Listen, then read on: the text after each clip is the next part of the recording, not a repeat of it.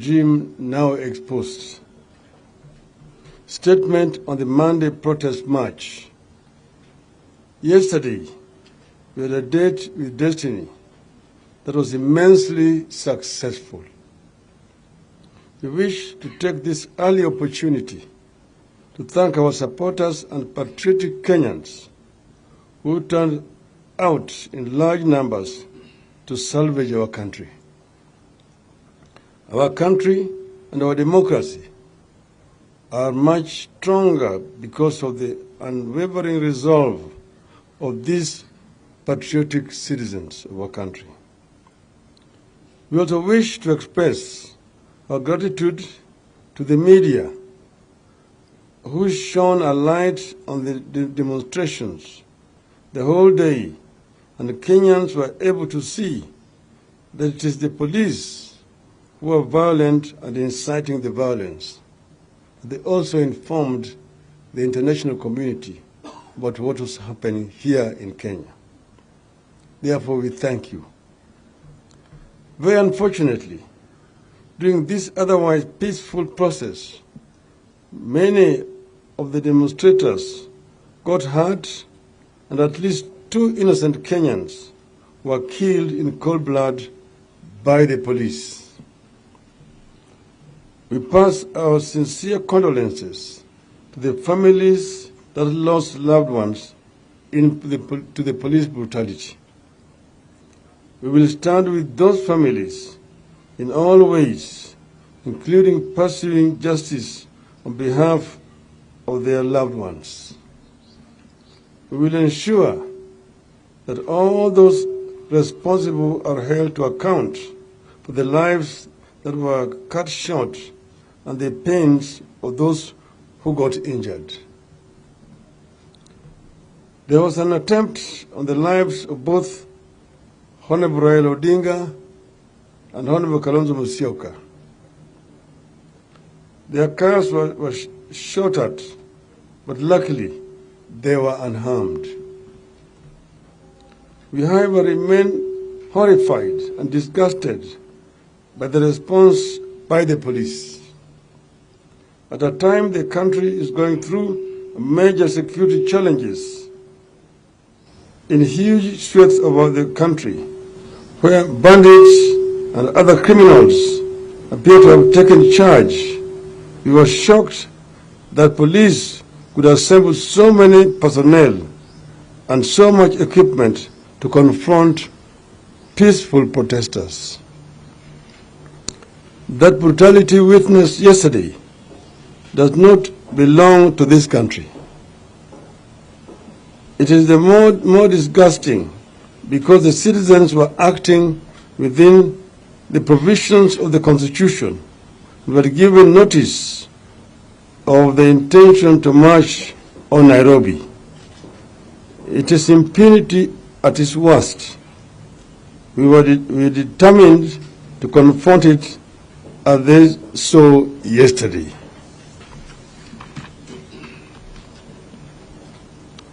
We demand the immediate and unconditional release of all our people who were arrested yesterday.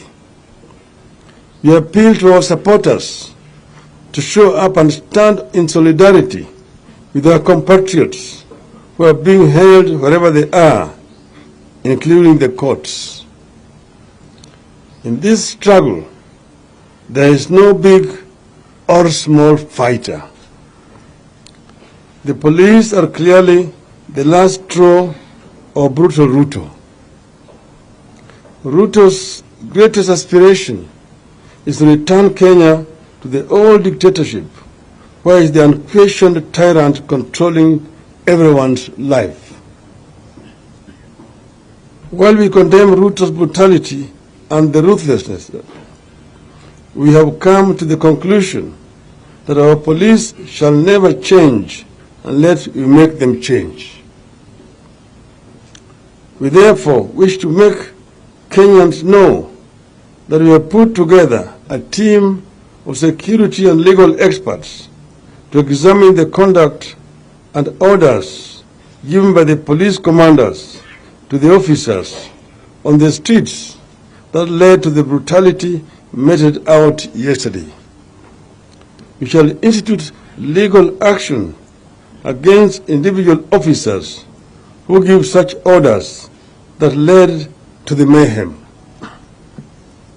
In this regard, we decry the silence of the International Police Oversight Authority, Independent Police Oversight Authority, IPOA, and the Kenya National Commission on Human Rights on brutal Ruto's misuse of the police. We are going for individual responsibility and culpability against officers who acted against the Constitution. So far, we have a case to file individual charges against Mr. Adamson Bungei, the Nairobi police chief. We will press these charges locally and internationally. We will make Mr. Bungei and his enablers understand that the days when regimes could brutalize and butcher citizens with impunity are long gone. However, we commend those among the police who showed restraint in their actions and showed respect for the rights of their fellow Kenyans. We reiterate to our supporters and all patriotic Kenyans that this struggle is just starting. We are not looking back, and we will not be intimidated.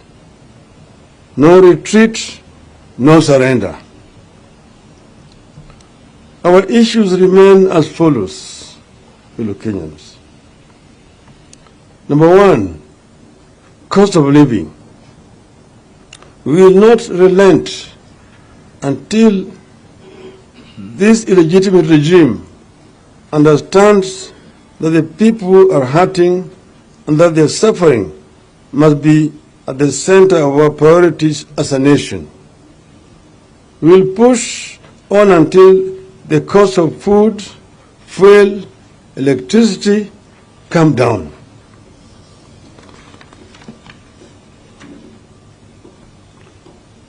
Two, electoral justice. We will continue fighting the attempt to constitute a compliant electoral commission. Brutal Ruto must stop reconstituting the IEBC unilaterally and packing it with his puppets without the involvement of other stakeholders. At the same time, we demand that the 4 commissioners who were forced to resign because they differed with Mr. Chebukati on the results must be reinstated. We maintain that IEBC must open the servers and allow an independent international audit that will without doubt prove to Kenyans that brutal Ruto did not win the last elections. 3, inclusive government. Brutal Ruto must stop the ethnicization and commercialization of the public service. We will fight for as long as it takes to save this country from being ruled by cartels, elites, and ethnic warlords. We are determined to lead the fight for the inclusive government opportunities based on merit. 4, sacking of civil servants. Ruto must stop the victimization and sacking of civil servants whose only crime is either that they served in the previous government or that they come from particular communities. This politicization of the civil service is making career civil servants be outnumbered. It is killing professionalism and destroying the once proud civil service. We must protect our civil servants from these ills, and particularly from tribal discrimination. Finally, fellow Kenyans, in the second phase of our protests, in response to public demands, we shall now hold protests every Monday and every Thursday beginning next week.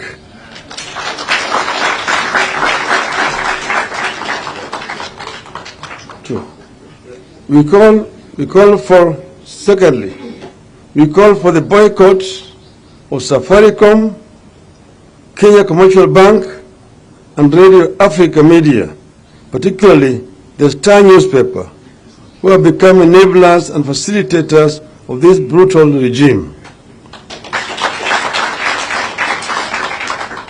These corporates have become the enemies of the people and are benefiting.